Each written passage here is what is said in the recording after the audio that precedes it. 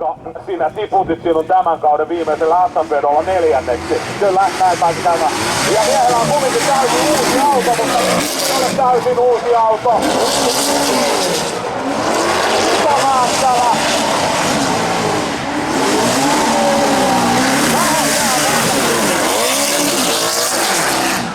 Ota Niko ajaa, puhutaan sitten sen jälkeen kun on suoritus loppu. Toka clipping pointti jää kauan. Joo, itse asiassa siitä tullaan kyllä rokottamaan. En tiedä, Nikolla ei ollut tapana kyllä ajaa noin kaukaa klipeistä, mutta nyt jotenkin se ei löydy sinne. Ja jos joku haluaa tehdä Nikon desipelit, ne on yleensä yli 130. Mutta Niko vastaavasti, ei mene riittävän. Ja kuka siellä oli muita? Muista tekemään. No niin, varmaan niin, että ajolinjan puolesta viimeisen päällä. No nyt tätä juuri liikkeelle. Jatko. Sama vuoden Mässän Kakkonen. Ja kyllä se taas näyttää Juhalle. Ammattimiehelle homma on vaan hirveän paljon helpomman näköistä. Ei kakkosklipille tullessa, ei siinä käännetä, ei siinä käännellä. Otetaan se oikea linja ja mennään sillä. Kyllä, Johan näyttää taas todella hienoa. Vetoa, annetaan raikuvat aplodit. Tämän vuoden SM2 ja myöskin mikä kova meritti tältä vuodelta, niin Iron Drift Kingin kutsukilpailu tällaisen, tai sellaisen Saksassa voitto tuli tossa pari viikkoa. Niin ja sitten taas vaatimattomasti Juhahan ajoi 4 osakilpailun SM-sarjasta 3 kisaa. On Lapuan UAN jäseniä, koska siellä on hyvä rata ja driftingiä halutaan auttaa, eli testaamaan tai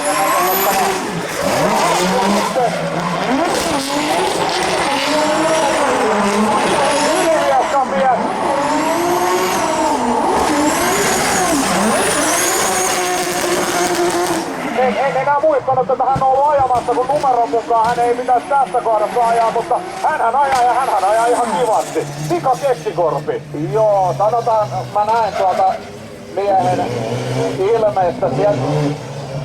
Ei se nyt toimi. Ei se toimi. Se oli ihan hyvän näköistä ajamista, mutta auto ei todellakaan toimi tällä hetkellä niinku. Se on tottunut, Mika pyörittelee siellä päätä, en tiedä kokeileeko kyttiä tai sitä on laitettu viime jälkeen uusi kytti. Ja tuossa treeneissä oli jotain auton sammunen viime viikonloppuna sanoi, kun meni kaavio tai tuo lajitteluvaihe vähän puihin, niin sanois, että ei se mitään, tullaan sitten takaa ja voitetaan kaikki. Mutta ei mun liikkeelle, katsotaan jos auto toimisi tällä kerralla. Vähän paremmin, nyt tulee ihan siistin näköisesti. Aika paljon korjausliikettä tuossa kakkosliikillä. 3 jää vähän leveäksi, nyt vähän frötää sinne, mutta ei mitään. Teemu vääntää sen vähkiin ja vähän suorituksen tehtyä, mutta ei se toimi. Ei se helpolta näytä se ajaminen nyttekään. Siellä on Teemulla on ollut ongelmia lämpöjen kanssa koko aamu ja siellä on paukkujärjestelmä näköjään jää vähän niinku päälle koko ajan ja myöskään ei ole saatu auton alustaa siihen kuntoon mitä haluaa, mutta Sepu taistelee pisteet ja pääsee mutta näille muille vielä. Joo, hei nyt asiaa! Mennään jo taas. Sieltä mulla on Henry. Sieltä sitten Muurinluota. Toinen tipping pointti on tuossa sisällä. Ja sieltä 3. lippin alue. Ja suoritus loppuu tuohon. Rataesittelyhän me ei vielä tehty, mutta Niko teki sen meidän puolesta. Joo, itse asiassa ratahan menee sillä lailla, että tuolta tullaan, sitten tässä näkyy nämä keilat, siinä heitetään tuollainen pieni puolenvaihto. Ja ehkä me kerrotaan, että toi Niko on mennyt tosta ne ohi. Joo, annetaan Niko mennä pyörittämässä pois. Loput autot ovat hiljaisempia. Joo, tosiaan tuolta tullaan ja ykkösklippi on tässä tornin vieressä. Sitten mennään tää katsoja samalla. Kyllä katselin itsekin, että se on tuo viimeinen alue, niin siihen ei täysin osuttu. Mutta nyt seuraava auto liikkeelle. Ja se on Kimmo Liikangas. Tulee Henry. Ensimmäinen klippipointti menee hienosti. Leveän näköistä linjaa. Hivenen jäi ehkä kauas tuo kakkosklippi. 3. klippin alue menee hienosti. Ja sieltä 4. Ja mielestäni ajolinjan puolesta tämä oli parempi suoritus. Joo, kyllä Kimmo siellä löytää nyt tosi hyvän ajolinja. Joo, ja mitä mä tuossa päivällä aikaisemmin katsoin vähän Kimmokin ajoa, niin hirveän vaihtelevaa suoritusta, mutta hän teki siinäkin treeneissä tosi hyviä suorituksia. Joo, Kimmolla ei ole sitä varmuutta vielä tuohon ajamiseen niin kovaa kuin sitten taas noilla Nikolla ja Pöytälaaksolla ja muilla kovilla miehillä, mutta parhaimmillaan Kimmo Viinikangaskin pystyy olemaan siellä ihan, sanotaan, että top 6 talalla on sormet tuon tekniikan kanssa. Näin on joltakin kuullut. Joo, taitaa olla Mikon rakentama. Mutta nyt on mielenkiintoinen kaveri ja viime viikolla on kisassa kakkoseksi suoriutunut Johannes Falk ja Falkilla on aggressiivinen auto ja sitä kautta,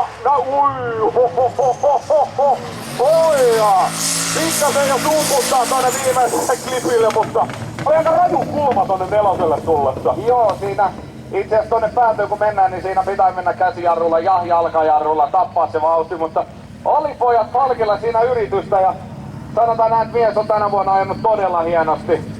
Radalle.comin motoparkin voittoja ja sitten viime viikonloppuna kakkosia ja SM-finaaleissa, joo todellakin. Ja se oli, no minä voin puheeksi, niin mä sanon, että Falkki on ehkä niin sanotusti vuoden varmuudesta sun takana. Kyllä sulla tällä kaudella on ollut jo varmempaa suorittaminen ja no, SM3, niin kyllä siinä jotain on oikein tehty. Ja nyt liikkeellä Ilmonen, Jari Ilmonen siis.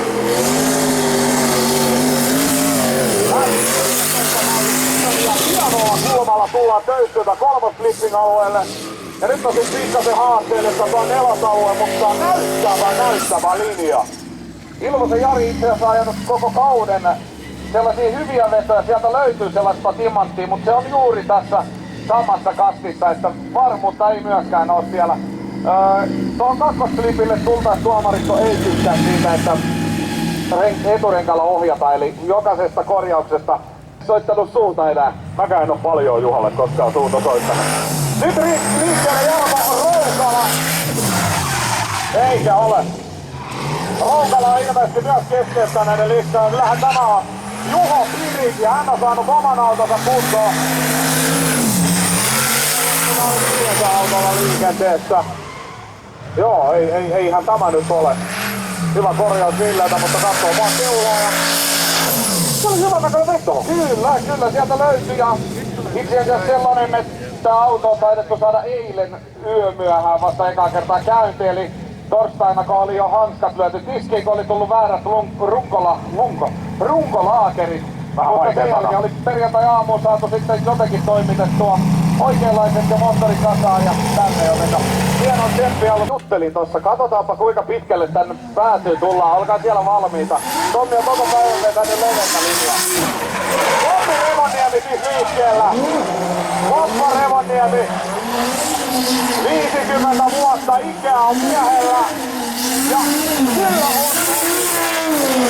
on vähän jää ehkä kolmosflipin ulostulo. Vajaasti, en nyt ihan varma ole. Ja vähän sumputtaa tuohon loppuun.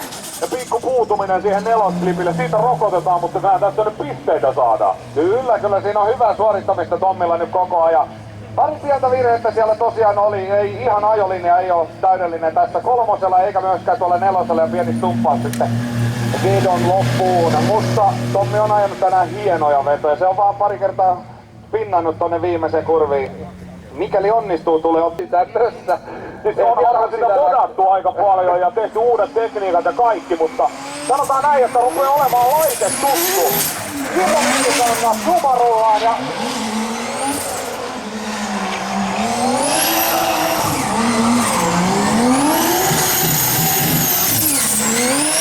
Viinikangas vetää kyllä hyvää suoritusta. Jouhean näköistä. Ai. Mitä käy? Joo, tohon asti. Ainakin hyvä. Katsotaanpa, Leiskakaan varmasti kuuntelemassa vähän mitä tuomarista on mieltä tosta, että se vähän stumppasi sinne loppu tai ei ihan vähääkään. Mutta tyylikäs Nelmanit pois ja vaihdetaan tuomarista. Ajolinjassa 25. Edellisellä kerran 27, mutta kulmassa sitten yksi enemmän 28. Ja nyt odotellaan 39 tuli edellisellä kerralla Tyylissä.